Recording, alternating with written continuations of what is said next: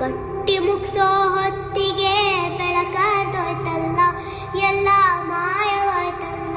ಆ ಸರ್ವಶಕ್ತಿಯ ಕೃಪೆ ಅನ್ಸುತ್ತೆ ಇನ್ನೇನು ಮುಗೀತು, ನಾವು ಮುಂದೆ ಏನೂ ಮಾಡೋಕ್ಕಾಗಲ್ಲ ಅಂತ ಬೇಜಾರಲ್ಲಿರ್ಬೇಕಾದ್ರೆ ಈ ವ್ಯಕ್ತಿ ಇಷ್ಟು ದಿನ ಅದೆಲ್ಲಿದ್ನೋ ಗೊತ್ತಿಲ್ಲ, ಆದ್ರೆ ಈಗ ಮುಂದೆ ಬಂದಿದ್ದಾನೆ. ಸ್ವತಂತ್ರ ಭಾರತದ ಇತಿಹಾಸದಲ್ಲೇ ಇಂತಹ ಪ್ರಕರಣ ಮತ್ತೊಂದಿರಲಾರದು. ಸಾಕ್ಷಿ ತಾನೇ ಕೇಳ್ತಾ ಇದ್ರಿ, ಸಾಕ್ಷಿ ತಾನೇ ಬೇಕಿತ್ತು ನಿಮ್ಗೆಲ್ಲ.